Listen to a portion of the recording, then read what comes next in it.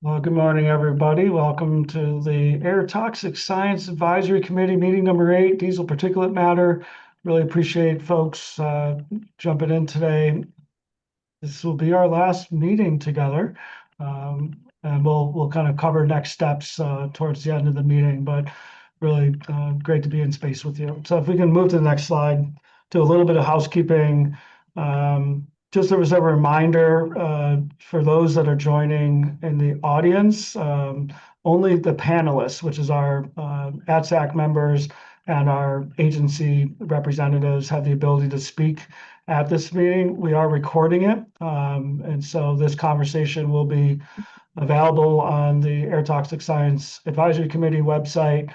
We do have closed captioning that's available if it's helpful for your participation. On the bottom of your screen, you'll either see a show caption CC button for, depending on your kind of Zoom, you might have to click on more and go to captions and click that. But hopefully you have a CC button on your version if that's helpful for your participation. As a reminder, chat is not enabled for this conversation, nor is Q&A. So for all of you that are joining as attendees, you'll be able to watch and listen and learn, but won't be able to interact with the group. You can go next slide, and then does that? So before maybe Holly, I pass it to you, if we could do some introductions of our advisory members, that'd be great. I'm going to start. John Boudreau, you're on my screen. If you introduce yourself. Good morning, John Boudreau, ex of Air Toxicology and Risk Assessment Section of the California Environmental Health Office of Environmental Health Hazard Assessment, and one of the co-authors of the diesel exhaust particulate matter hotspots document.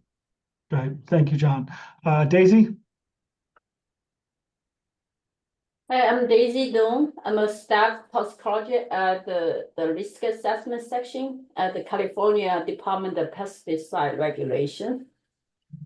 Thank you. John Vandenberg. Yes, John Vandenberg, retired from Environmental Protection Agency, U.S. Environmental Protection Agency, after I realized it's 36 years working on health risk assessments, environmental risk assessments, currently an adjunct professor at Duke University. Thank you. Thank you. Susan. Good morning, Susan Tilton. I'm an associate professor of toxicology at Oregon State University. Great, thank you. That's all. We got all of our ATSAC members. Holly, do you want to say hello?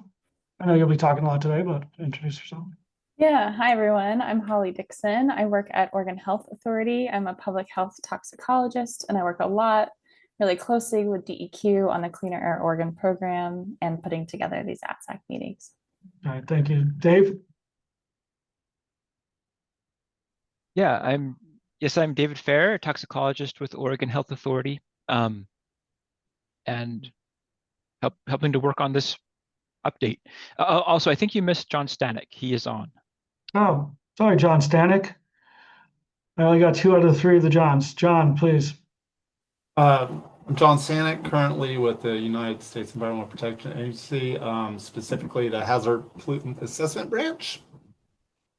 Awesome, thank you. Apologies for doing. I've written your name down, but I didn't call on you. JR? Yes, hey, I'm JR Giska, Clean Air Oregon Program Manager. Great, thank you, JR. And then just as a reminder for the group, we got Angela, my colleague from Kearns and West, who's going to be capturing the notes for a meeting summary. Dana, thank you. You'll be providing tech support and slides, and Apple from DEQ as well. So thank you. And then again, Ben Duncan as your facilitator. Holly, floor is yours. Great. Thank you, Ben. And thank you everyone for being here today. To start off, like the other meetings, I'll just do a brief review of the agenda, and then we can kind of launch into the discussion right away with everybody. So for today, we're planning on having one ATSAC discussion period, and this will be on that cancer TRV for inhalation exposure to diesel particulate matter, which I'll call DPM today. And then about an hour in, it's kind of hard to predict how long the discussion period will take today. But about an hour in, Ben will help find a good place for a 10-minute break. And we'll check in and see how everyone's doing at that point. And then after we have the discussion period, finish those questions that we gave you all, we'll discuss next steps and answer any remaining questions from you all about the overall process. So we can go to the next slide. And this is a slide all the ATSAC members have seen before. As another reminder, today is meeting number 8, and this is the last scheduled meeting for ATSAC. We may request additional advice after this meeting via email, or might even ask to schedule another meeting later on, and we can talk more about the likelihood of that occurring in our next step section at the end of this meeting. I also wanted to point out now that all the meeting recordings, the meeting minutes, and the compiled written responses from you all, they're now all available online on the DEQ ATSAC website. And I want to thank everyone here for all the written responses as well on our 1-methyl-naphthalene question that we emailed after the last meeting. I wanted to let you all know that we put that online as well, the compiled responses from you all. And we have found that we have enough information now to move on and to inform our next steps. And we'll let you all know when we have our final proposal together for that and send that to you all for your awareness. And then we can go to the next slide. And this is just a general reminder of the ATSAC website again, and we'll put this in the chat as well. So for all the attendees listening into this meeting, we wanted to let you know that all of the meeting materials we're discussing today can be found and downloaded from this website. And yeah, I see that in the chat. So let's begin today's discussion. Go to the next slide. And we can move right on to the next slide as well. So for those listening in to the meeting today, we had requested that ATSAC members read ATSAC document 8 prior to the meeting today. So this document's listed on this slide. It's titled DEQ's Proposal for the Diesel Particulate Matter Cancer Toxicity Reference Value, Framing Document for DEQ's ATSAC. And we'll put the link to this document in the Zoom chat as well. And like our previous meetings, we have planned today's meeting around the discussion questions that were in this document. The questions are all the way at the end of the document in Appendix B. We also want to remind ATSAC members here that we emailed you a Word document version of those discussion questions so that you can take notes and record your answers. We expect that you might change some of your answers after hearing the group discussion today. So we would appreciate a copy of your final answers to these questions after this meeting. And I'll give you a deadline and talk about when to send that to me towards the end of today's meeting. So today we plan to discuss some of these questions one at a time and some of them in a group of 2 related questions. And like previous meetings, we'll stop sharing our PowerPoint slides on the screen during the discussion period so we can all see each other. Ben will help call on people during the discussion. And towards the end of the discussion questions, we'll make time for a round table to get everyone's final thoughts before we move on to the next set of questions. We can go to this next slide. So here's the first question in that Appendix B of document 8, this framing document for DPM. And this question, I'll read it real quick.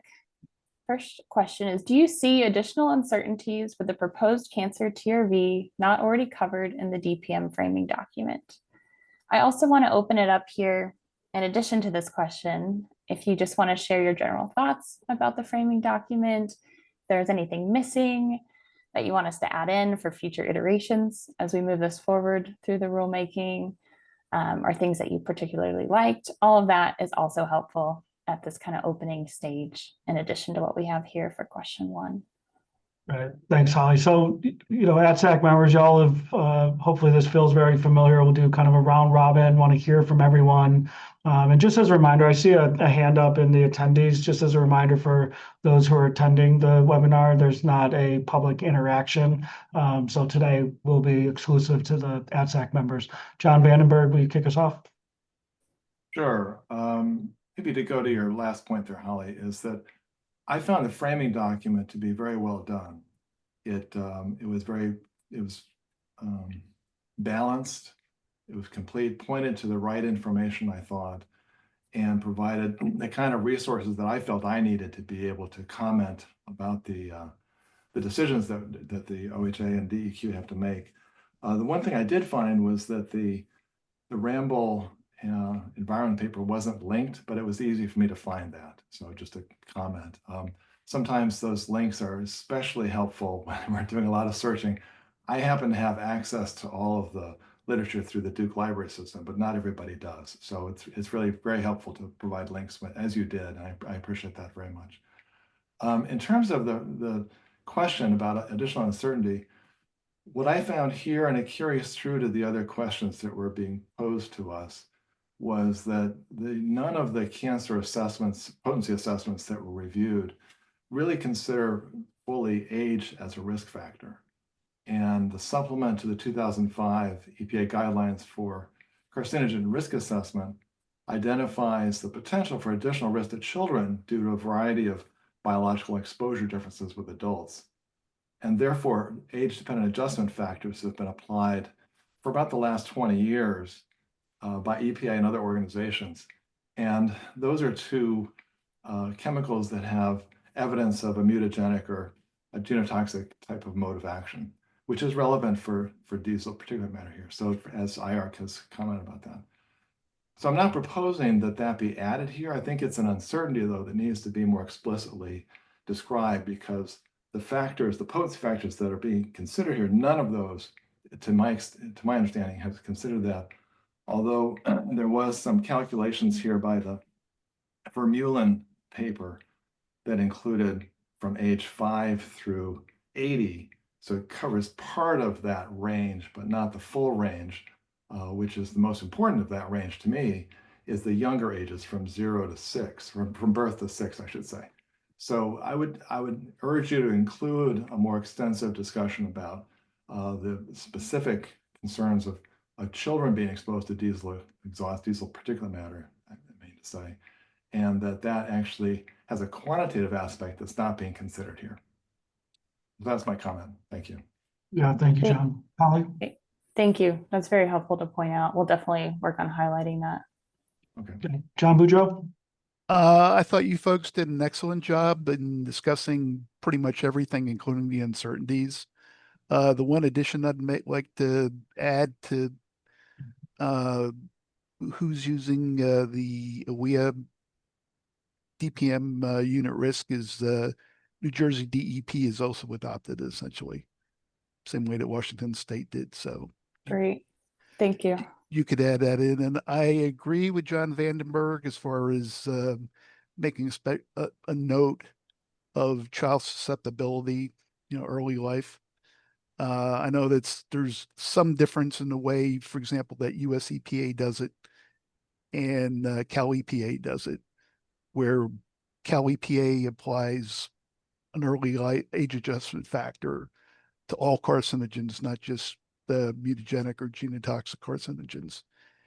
And OEA also doesn't adjust the potency factors. It adjusts it after the fact in the actual site risk assessment part of the process. So there's two differences between how California does it and how US EPA does it. But I mean, essentially you wind up being at the end, you wind up in the same place. It's just different path to get there, kind of. Thanks, John.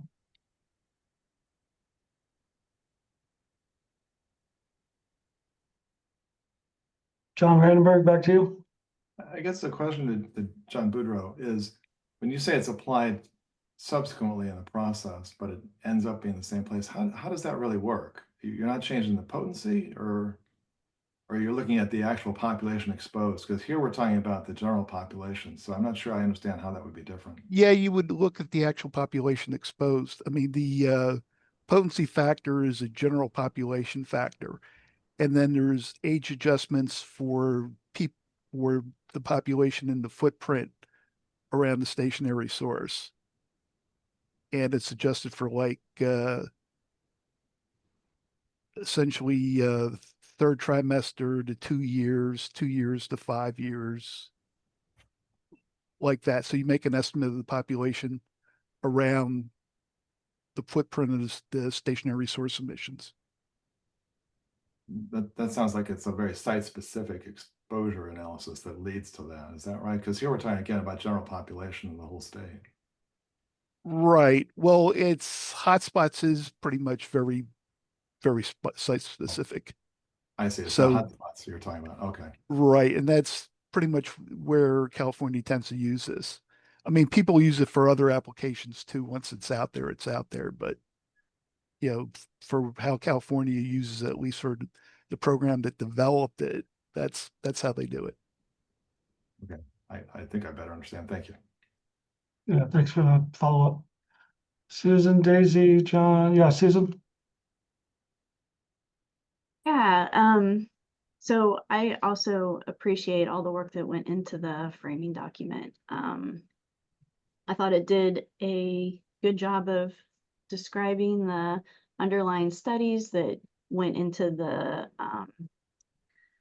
calculations, the uncertainty associated with those.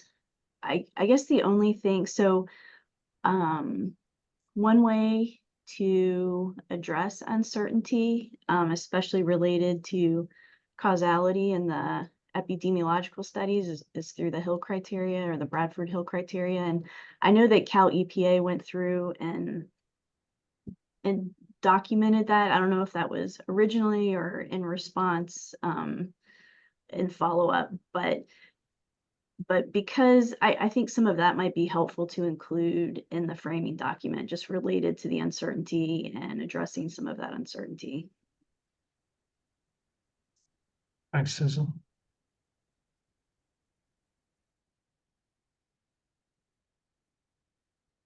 Daisy, Johnston, yeah, Daisy, jump in.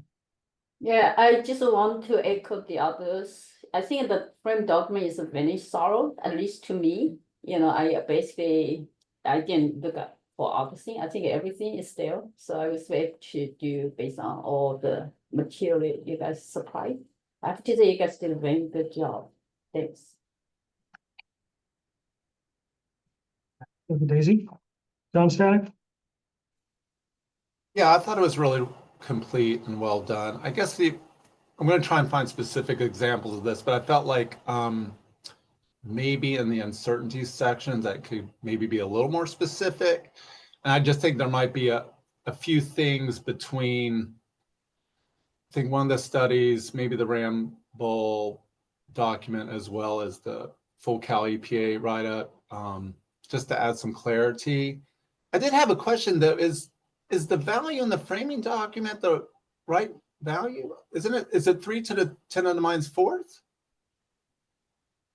Yes, so the missed framing, the framing document has the value as our tier V, so adjusted for the 1 in a million, which is that point.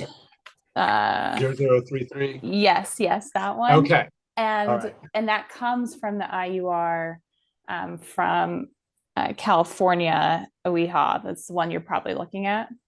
Okay, yeah, that's where just my confusion came to. And they Okay. look very similar. Yes. All right. Good, thank you. Holly, is there, or David, is there anything, do you have follow-up questions after hearing some of those recommendations around clarity for uncertainties or some of the recommendations around causation, et cetera?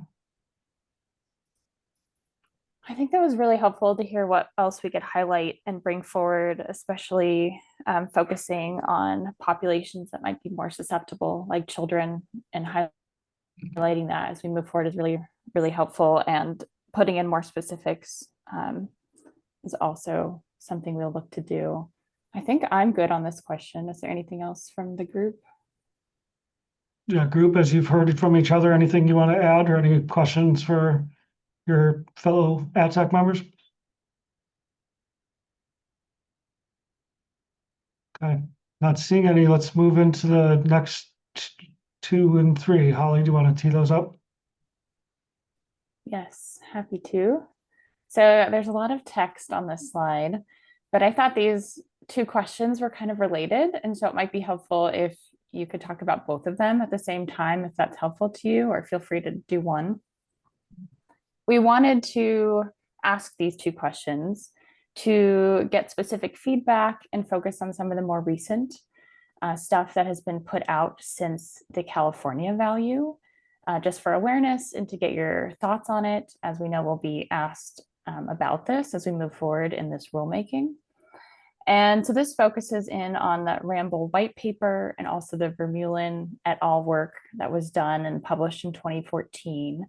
Both are highlighted in the framing document.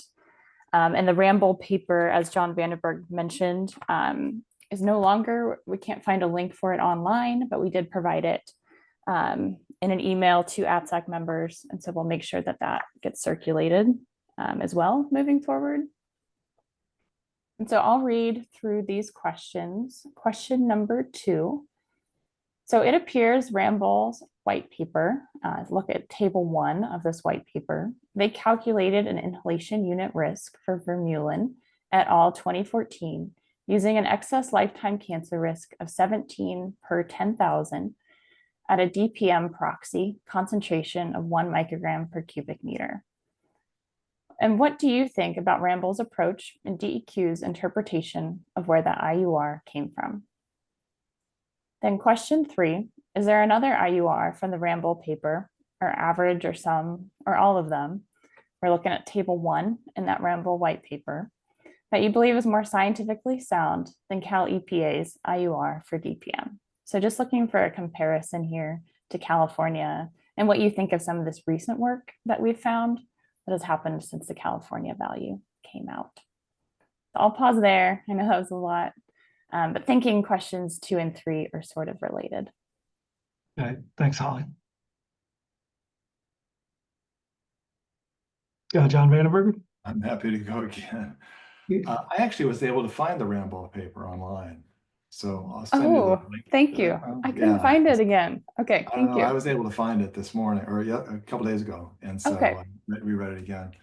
Let me just read to you what I wrote down here for my response here is that table 2 of the Vermeulen paper, which is the 2014, and in the white paper they refer to Vermeulen in 2014 twice, but it's actually the manuscript itself that counts here. It shows estimates of lifetime risk per 10,000 for the general public aged 5 to 80 years, and also for workers exposed at ages from 20 to 65. The estimate for the general public is most appropriate to evaluate an average exposure of 0.8 micrograms per cubic meter is the risk from age 5 through 80 is therefore 21 per 10,000, not 17. But to calculate the risk for 1 microgram per cubic meter, you take 21 and you divide it by 1 over 0.8, which gives you 16.8, which rounds to 17. This sounds complicated. It looks easier when I'm reading it than it sounds like as I'm saying. I'm sorry. So it is consistent with what you did. You calculated it correctly. And I think that's what John Stanek was asking about as well, is that's part of that process of getting to that number. So your calculation is correct. But that derivation does not include consideration of the age-dependent adjustment factors for ages 0 to 2 and 2 to 6, as I mentioned earlier. So although that paper was published after the 2005 guidelines, they did not apply age-dependent adjustment factors, which I think would be appropriate here, at least the EPA way of doing it. So that's my comment. And then again, the other point I would make about, I guess, the next question, question 3, is there another IUR? And here, when you look across the table 1 from the Ramble paper here, you can kind of say, well, some of the different authors or reports provided a range. EPA was a range in 2002 from 10 to the minus 3 to 10 to the minus 5. The OEHA one was 3 times 10 to the minus 4. The Vermeulen was 1.7 times 10 to the minus 3. And then he did some revisions based upon some actually pretty interesting comments from Kenny Crump about way to do some additional analyses with a lag period. So he came out at 1.1 times 10 to the minus 3. I guess the point I would make is those are all pretty close, actually, in my mind. There's about a 4-time difference when you take the Vermeulen paper, his response to the Crump comments, is 3 times 10 to the minus 4. So, or 1.1 times 10 to the minus 4. So in any event, it's all pretty close to me. And so I felt pretty comfortable, and actually it was useful to look at that table that they provided to see the different assessments that had been done, which again, I think in the framing document, it also carried that forward. So that's my comments. I thought it was, again, pretty straightforward. I think you did the calculations correctly, and except for the age-dependent adjustment factors not being incorporated. Right. Thanks, John. Yeah, John Boudreau. I second what John Vandenberg has to say pretty much. The interpretation of how the Ramball got its unit risk from the Vermeulen data appears to be accurate.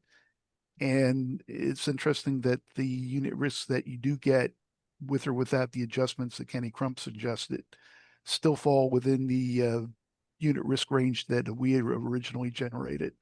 So it's all, you're kind of all talking in the same ballpark. And I mean, there might be strengths associated with taking the Vermeulen paper and turning it into a unit risk, but it would be one long, complicated project. So, the question of the day is that where you would want to put your resources? And at this point in time, I think not. I think I suspect that if AWEA was starting today to develop that unit risk for diesel, it would at least take a look at what Vermeulen did. It may or may not go in there, but that data is out there. And I think you may have noticed that AWEA has not decided to go ahead and reevaluate diesel exhaust for cancer risk. And I don't think it's going to do it anytime soon. Yeah, Holly. Thank you.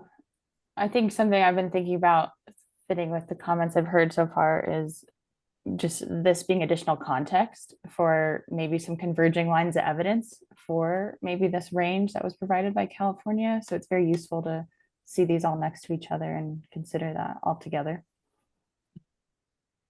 And then John, did I hear you were, I think you said, would it be worth it based on capacity? But was that a suggestion if there was capacity to do it? I guess I'm trying to understand, like, are you making a recommendation or are you just accepting that? No, I'm saying that's what doesn't want to be the sole thing that you want to be concentrating on for the next 5 to 10 years. Okay. That's fair. Thank you. Daisy? So, so I'm only going to speak the things, like I disagree with others. So I think after look at all your document, my suggestion is to take the Ramball white paper and use their low end. They provide a range. So the reason, I'm proposing this instead of the OIHA value. So I actually look into all this recent literature. Because I think OIHA's TRV is based on an old study, which you already talked about, have so many, back and forth debate. It's an old study. You understand it has a lot of limitation.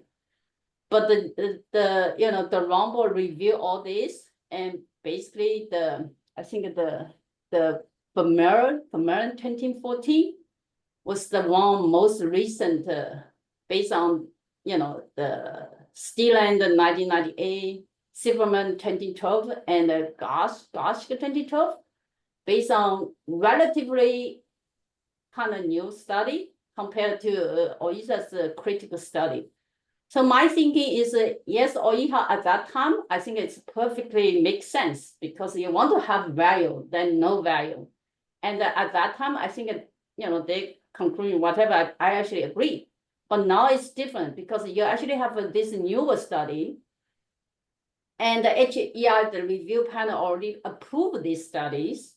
It's just a matter how you analyze these studies. Apparently there's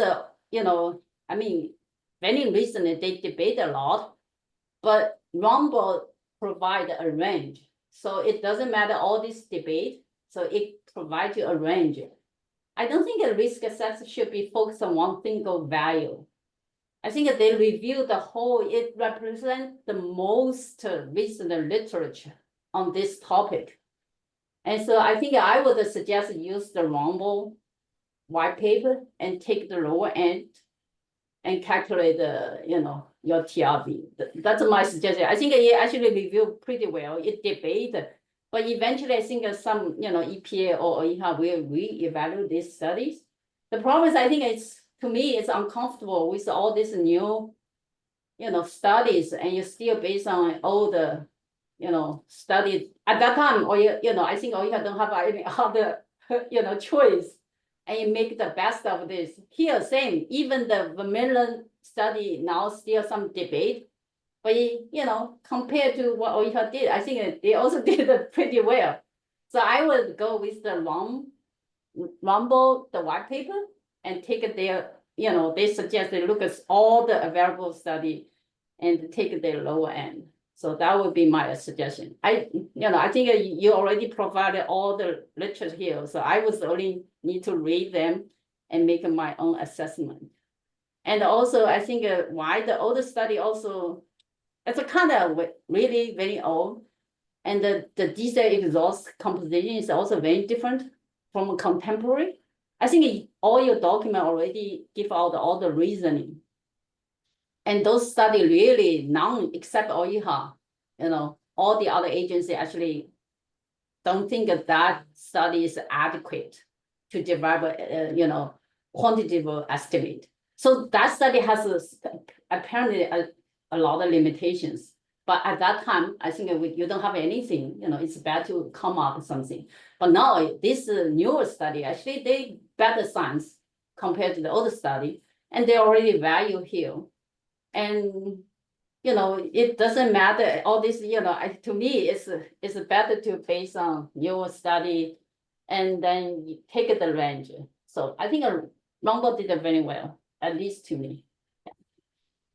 Good. Thank you, Daisy.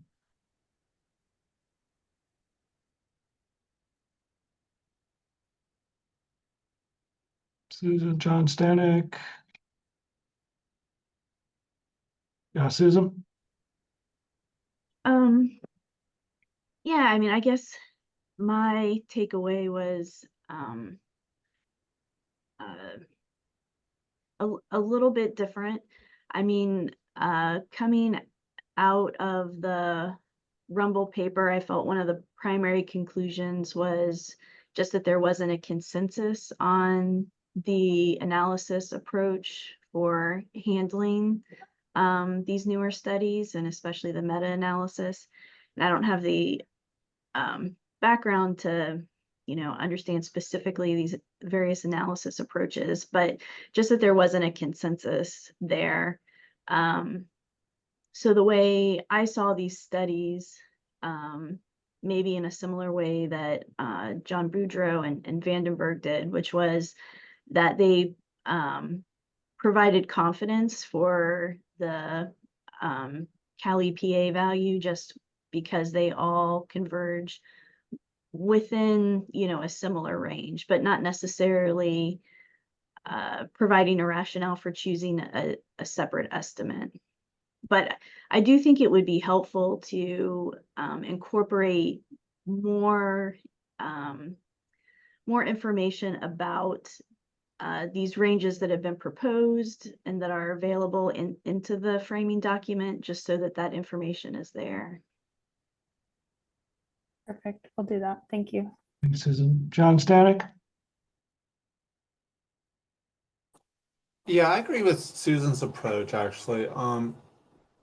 It'd be nice in the framing docket maybe to, whether an appendix or whatever, to, maybe reproduce that Ramble table. I think would just add confidence to, even after all these other analysis, even though you selected a single value, it's right in the middle of all the other cancer estimates. I don't know what Ramble's intent was in trying to provide just a range.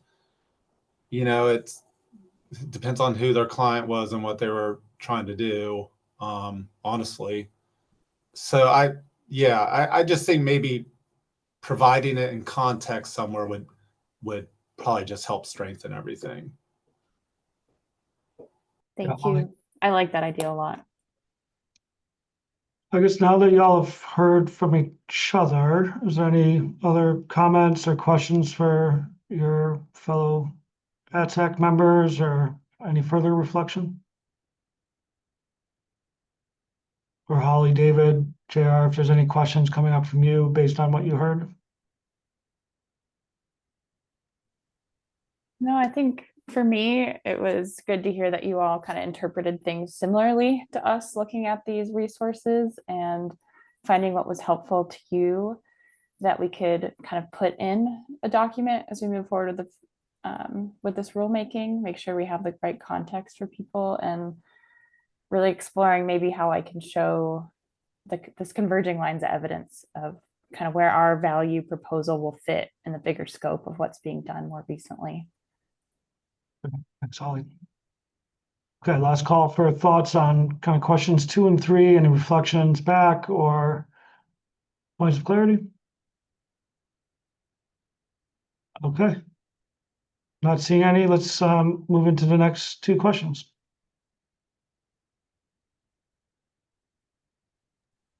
Awesome. So these are the last 2 questions. Wanted to open it up to if you think there are other questions we didn't ask or things you wanted to share. It was kind of hard to predict how long this would take, and also what were the right things to kind of get at concerns and point everyone in the right direction for a good discussion. So question 4 here is, what other questions or concerns do you have related either to the proposed DPM cancer TRV or to the DPM framing document? And 5, importantly, do you agree with Cal EPA's inhalation unit risk DEQ proposes to adopt to calculate the cancer TRV? If not, do you have an alternative suggestion? And we might have already said this during the other answers already, but it would be good to get everyone's kind of final thoughts here too, just for the record. Holly?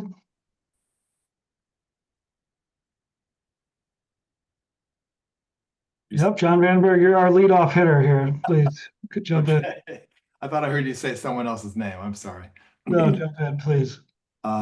Question 4, I don't have any other comments about that. And then question 5, I would say, I agree with the selection of Cal EPA's inhalation unit risk that DEQ proposes to use to adopt for the TRV derivation for diesel particulate matter. Cal EPA products are considered authoritative, and using the OEHA value would be consistent with using such assessments as the basis for TRV derivation. So that's my comment. Thank you. And then John, did you have well, maybe we'll come back to like the big, any other stuff, Holly, after we do a round robin. Okay. John Boudreau? Okay, no additional thoughts or concerns on the framing document. Do I agree with using Cal EPA's diesel unit risk? Yes. The studies that it's based on, the 2 Garshik studies, they're well described, they're well conducted. The unit risk received multiple rounds of public comment and peer review and was revised in response to all those received comments. US EPA has enough confidence in it that it uses it in the regional screening level tables for Superfund site risk assessment. And the states of Washington and New Jersey also use the OEHA diesel exhaust IUR. So I think it would be perfectly appropriate for DEQ and OHA to use the OEHA DPM unit risk as a basis for a cancer TRV. John Boudreau?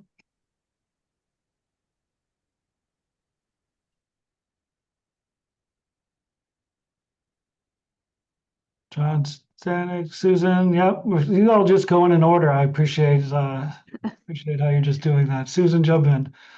I agree. My only comment, maybe back to one of John Stanek's earlier questions, is just in the describing the derivation of the TRV from Cal EPA inhalation unit risk. I don't think that's in the framing document itself. So I think it would be helpful to have that information in there. Thank you. I could definitely do that. Great, thanks, Susan. Daisy? Okay, I guess I'm the only online here. So I still stick with, I think by stick with oil hazard value, is ignore all the current science. So my thinking is still go to the Rumble white paper, take the lower end. I think it's a more like a thorough consideration of more recent studies, which is more robust than the study oil hazard value based on. So yeah, I still stick to my opinion. Yeah. Thank you. Daisy. John Stanek. No, I agree with their proposal for the cancer value. I don't have any other alternate suggestions, just above, putting it into context of still where that value falls even after all these other analyses and proposed ranges. That's about all I have for that. Great. Thank you. Again, after you've heard each other, sounds like there's pretty solid agreement with the approach put forward, but any other thoughts? And then I think, Holly, what I heard is just any kind of bigger thoughts, right? Those are the questions that we were looking to move through today. And so as you all kind of reflect on what has been now couple of years of time together, so you might not, your brains and memories might not go that far back. But just any larger reflections or things that are coming up for you on the process itself, or any final kind of thoughts with our time together?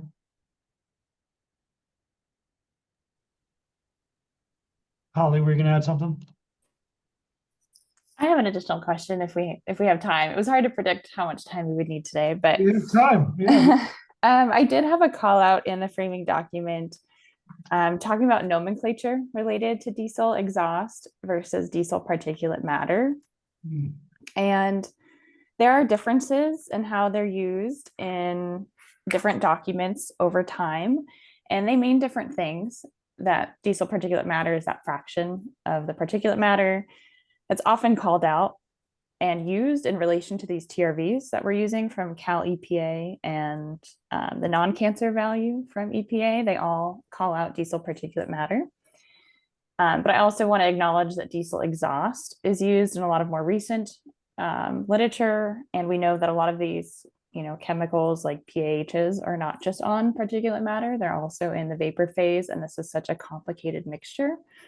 I wanted to know if you all had any other thoughts about the nomenclature we use in our priority list of diesel particulate matter and the nomenclature we put with these values. If anyone had any thoughts, wanted to offer that up as well. I do want to offer that, Holly, without kind of the direction that you all are thinking about going.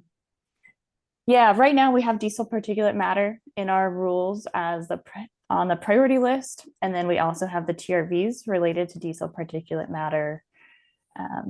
And are proposing right now to keep it the same as those are related to these TRVs, but just wanted to know if you all had any thoughts as you were reading. Just wanted to make sure we had a baseline for where you were. Yeah, John Vandenberg. I think in some ways you could say there's similarity here between diesel as a complex mixture, diesel exhaust, a complex mixture of particles and gases. And yet you want an indicator that actually can be evaluated fairly straightforwardly, which is diesel particulate matter. In some ways, it reminds me of the situation with photochemical oxidants, where ozone is used as the indicator, but actually it's an indicator for a whole class of photochemical oxidants. So I think using diesel particulate matter in the TRV derivation is exactly what you should do. And maybe a little bit of rationale could be added, but there is a difference between the two. And the other aspect of this, of course, is that as the new requirements have been put on diesel engines, the nature of the emissions has changed somewhat.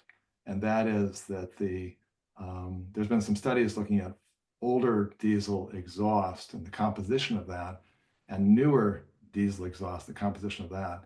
And so the composition does change over time, and it gets very complicated to try to track that, because large diesel engines, like from trucks, do last a long time. So I think sticking with diesel particulate matter leads you to kind of focus on what you can actually measure and use. But I also would point out that with the newer diesel engines, there's perhaps a more significant effect of ultrafine particles, which are not really measured very well in measurement systems. So there's some differences there. I just, it gets too complicated to break it down and try to focus on diesel exhaust. I think you're using it as an indicator, and I think that's very appropriate. That's my view. Thank you. Thank you. That's very helpful. And I think we can remember to add that context in like the appropriate documents that go alongside this value.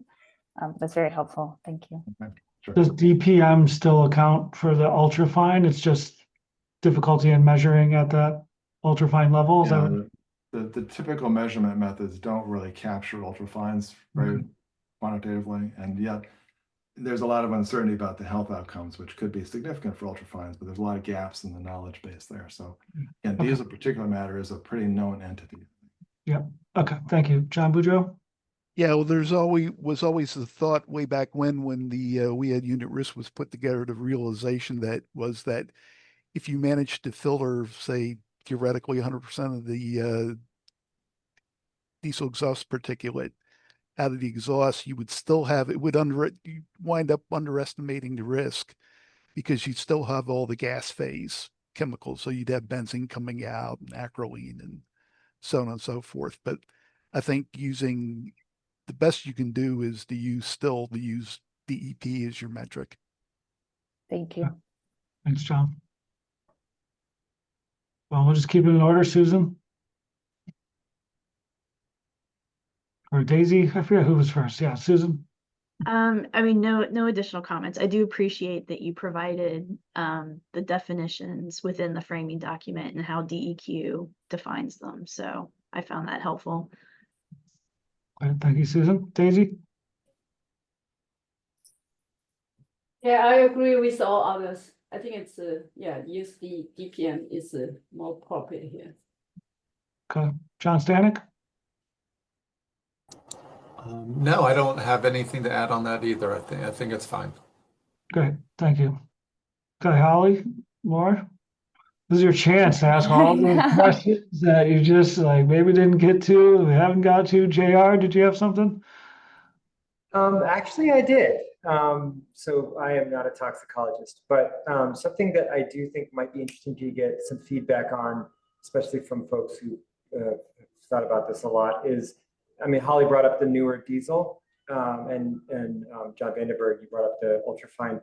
I guess maybe just thinking about, from what we are looking at and what we've seen is that the newer technology diesels do have a lower overall loading of diesel particulate matter and their exhaust emissions, but we really could not find any really great studies on the difference in toxicity for those compositional differences for the newer exhaust versus the older exhausts.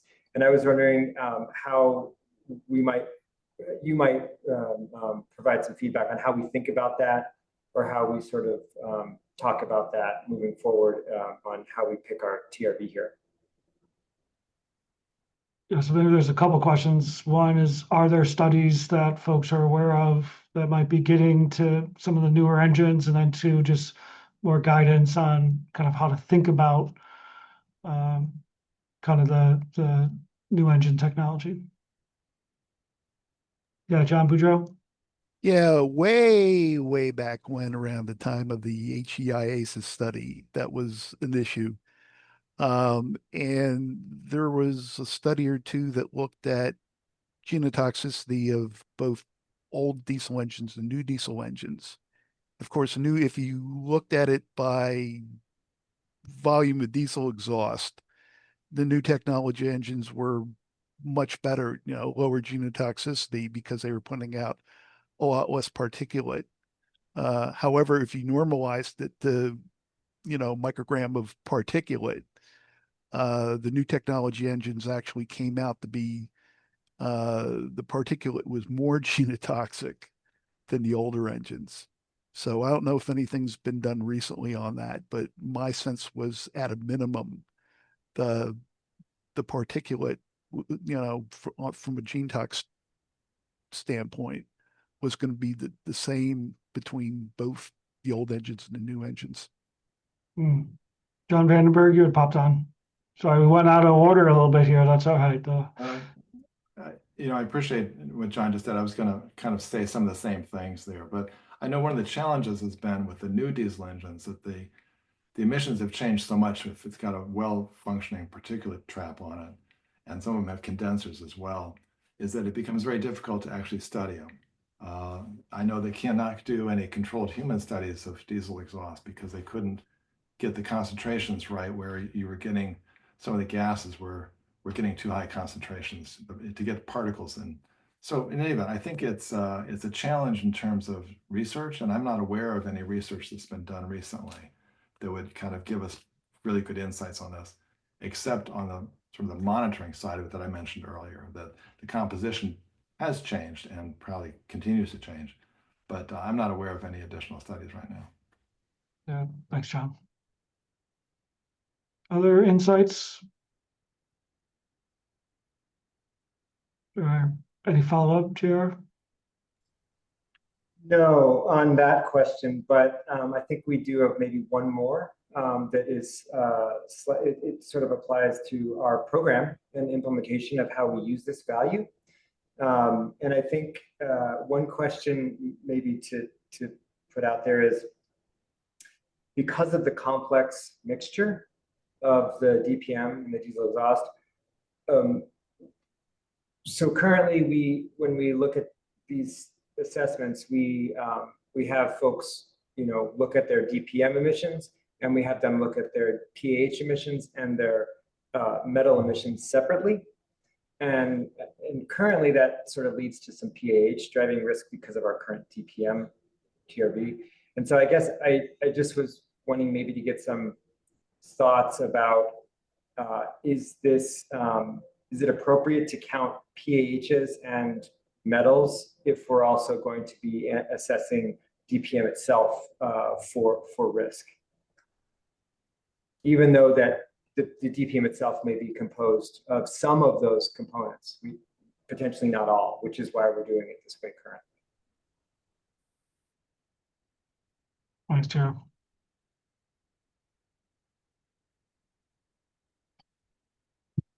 Yeah, John Boudreau? Well, I'll give this from a hotspots perspective. If diesel exhaust emissions were quantified, then there wasn't a double count. They wouldn't have expected somebody to speciate the pH content and add that to the diesel exhaust cancer risk. Same with metals. Thanks, John.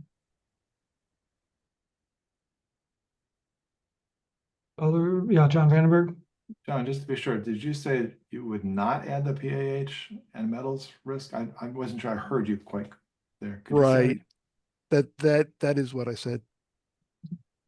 Do you have a comment on that? Yeah. Oh, No, I don't have any other comment. Thank you. okay, just clarification. Great. Susan, John Stanek, Daisy, any thoughts on that last question?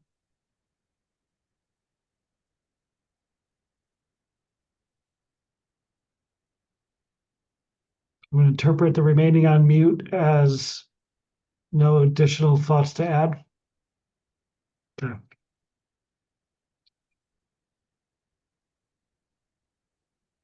JR, any more? Holly, David? Okay, None from me. okay. ATSAC members, any final thoughts before we kind of start moving into closing? Yeah, John? So maybe in the closing, Holly's going to tell us what's coming next, but I guess I would just like to reinforce the comment I made at the very beginning, which I think, again, the state folks have done a really excellent job of giving us information that we needed. The succinct summary that she provided, in a lot of ways, was very succinctly done also by Ramble. And that really is helpful. And the pointing to where the data is coming from is a very fine way of doing it to support our evaluation and providing comments. So I would just like to thank you for doing a great job. That's it. Yeah, thanks, John. Any other final thoughts, ATSAC members?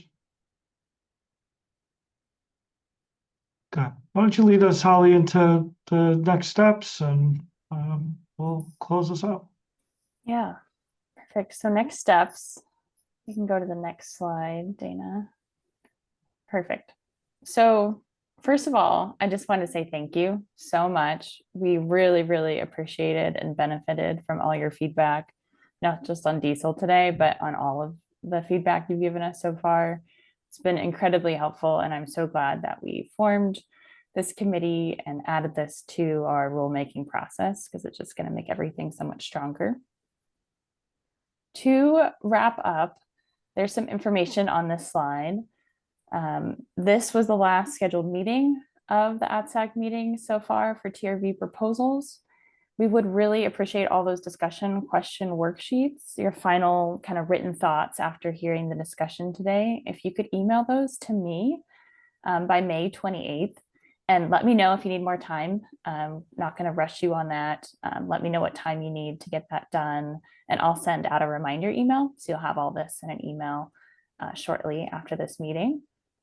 And then we'll also ask you, like all the other meetings, if you can provide feedback on today's meeting minutes when we get those out. Those are really helpful to kind of preserve the record of what happened during these meetings and for us to refer back to them later on in the rulemaking. And I'm guessing we'll be looking at them during next iterations of this rulemaking as well. So those will be very helpful. So we'll send those to you in an email, probably middle of the month or next month. So then if we go to the next slide, these are immediate next steps for us on our end. We're going to be working on those meeting minutes and get those sent to you all. We're going to post all the final materials on the ATSAC website so that everything is in one spot on that website. And then we're going to be integrating all of your feedback into our TRV proposals and documentation for the next rulemaking phase. We are starting this work right now, and we'll keep you all updated on where we land and how we address your feedback. So we'll send you all of that for your awareness so you can kind of see where we landed as we move forward and how much we appreciated and incorporated what you said. And so we're really working on that right now. That's our big project that we're entering. I think if we go to the next slide, it'd be helpful. JR was just going to give a high-level overview again of how our work fits into this larger work that DEQ is doing. That's so important. Yeah, thanks, Holly. And I just want to echo what Holly said. We could not be doing this without your support and input and time. So very grateful for all of your volunteering and help with all of this. It's really important for our state. And honestly, I think it's really important for just everyone as a whole. So really, really appreciate your input here. So this, we've sort of broken our rulemaking process into two pieces. And the first half here is this sort of scientific review process. And we're sort of coming up on the end of those planned meetings. And our next step in the process is going to be to convene a rules and fiscal advisory committee. And we're looking to do that sometime in July or August of this year. And then we will have a public hearing and a public comment period. We do anticipate maybe getting some chewy written comments back on some of these. And so we'll give ourselves enough time to review that. And I think at that stage, either after the rules advisory committee or potentially after the public comment period, we may reach out to you all if we have some items that we'd like to get feedback on. That could either be through email or if something is extremely particular, we might even discuss potentially seeing if there's a way for we could get y'all folks back together to review something. Our hope is that would not be necessary, but would really be appreciative if you were open to sort of addressing questions as they come up. And then finally, we'd like to take our rules, depending on the comments we get and our review time. We're looking for Q1 of 2026 to take them to our governing body, the Environmental Quality Commission, for consideration. So that's it. That's all I have. Again, thank you so much. And I will turn it back over to Holly.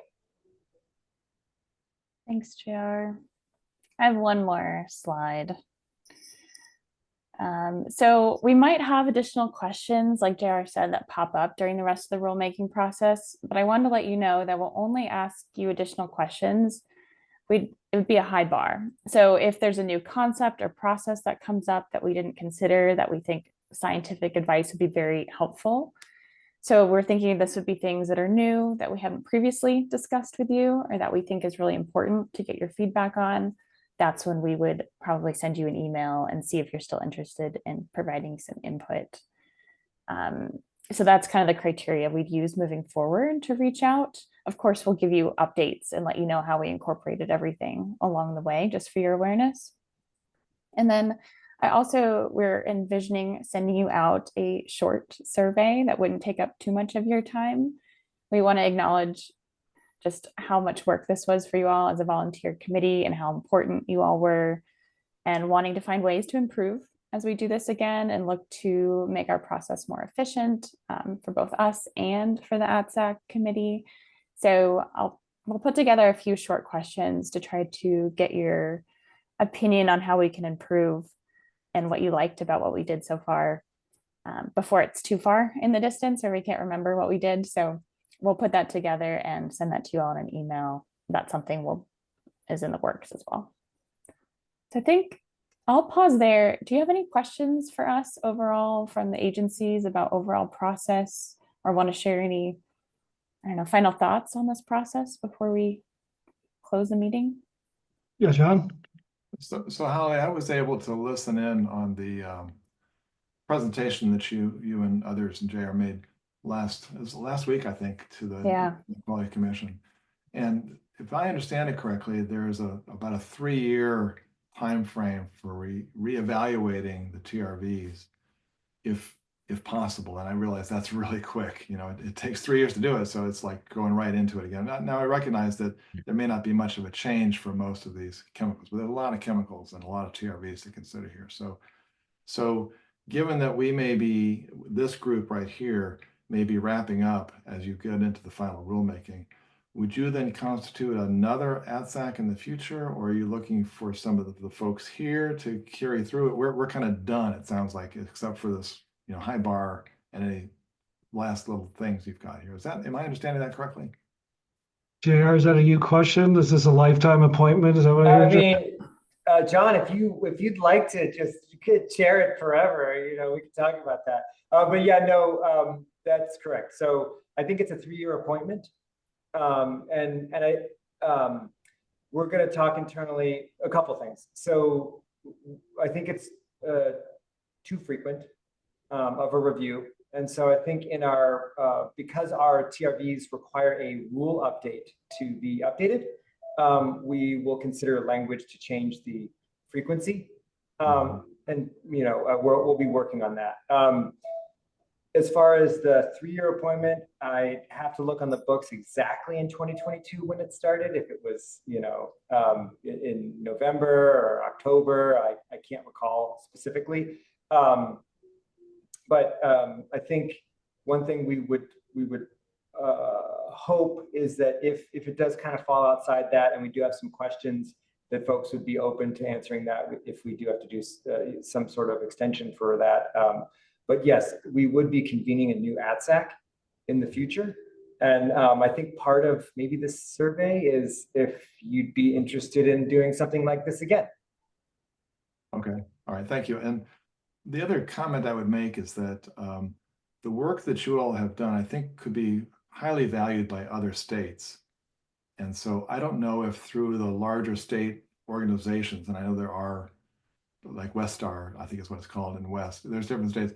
I don't know if you're communicating with your colleagues in other states or other regions of the country about the process and the analysis and the data that you've got, but I think it could be a useful model for other states to consider as they also grapple with air toxics, because you've done a huge job here, and I think others would benefit from that. So just a comment for you to consider there. Okay. Yeah. Thanks, John. Thank you. We really appreciate that. And also maybe that's something we can work into the survey, or you can just email me. If anyone has any ideas about getting the word out, we'd appreciate it. Awesome. Daisy? Yeah, I just want to echo John's second comment. I think what you guys did is a really fantastic job, to put all the efforts to, consolidate all different agencies' value and come up with the workbook. I think the workbook is very useful, especially after you already QC'd to other states, to avoid the redundant work done by other states. So I think it was really good for you to share the resource, beyond just Oregon. So it's a fantastic work. I think it's, I haven't noticed any other field done that. So you guys did a very good job. Yeah. Thank you. I really enjoy this, being here with all the discussions. Thank you so much. Thanks, Daisy. Well, maybe that moves us into our thank you slide.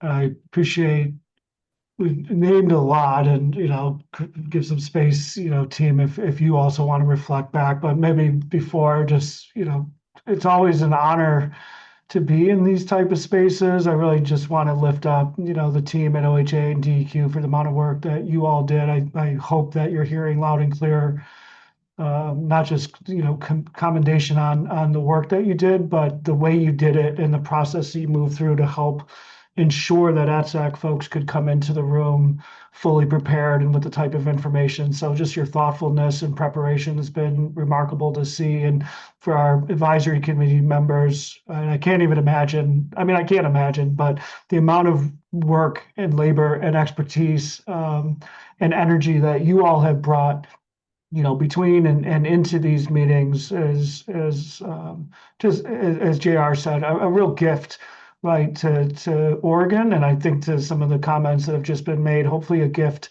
not just to the United States, but, possibly across the whole world, right, in terms of thinking about the science of air toxics. I also want to just call out Angela and our team. Angela, I know and watched you, toil through the process to create meeting summaries that will be a really important part of this record that's been created. And so just, all those appreciations and just, again, just feeling such a place of gratitude. I feel like I kind of audited a 400 class, although I bombed the final probably, but just, the ability to be able to share and learn from you all has been really great. So just a lot of appreciation for how all of this has unfolded. And I look forward to kind of seeing how the work that you all have done then can inform and show up ultimately as health protections for Oregonians, as these recommendations become part of the rule conversation. So I'm going to be quiet, but Holly, JR, David, just want to create any space for some final thoughts from you. And then, for ATSAC members, if we can all turn on our cameras at the last moment and say goodbye to each other, at least for this part of the process, that would be wonderful. So Holly, David, JR, any final thoughts? I haven't said too much yet, so I just want to say thank you also. It's been so great to work with everybody, and it's, as everyone has said, it's like so critical to have your voices heard and your input in the process. It's and a lot of time, like we thought a lot about as we were putting things together, like we thought, wow, they have a lot to read. So we really appreciate, you doing that in your free time. So so much appreciation, and it'll be kind of bittersweet to have it come to an end. These have been really fun conversations for me. So Thanks, David.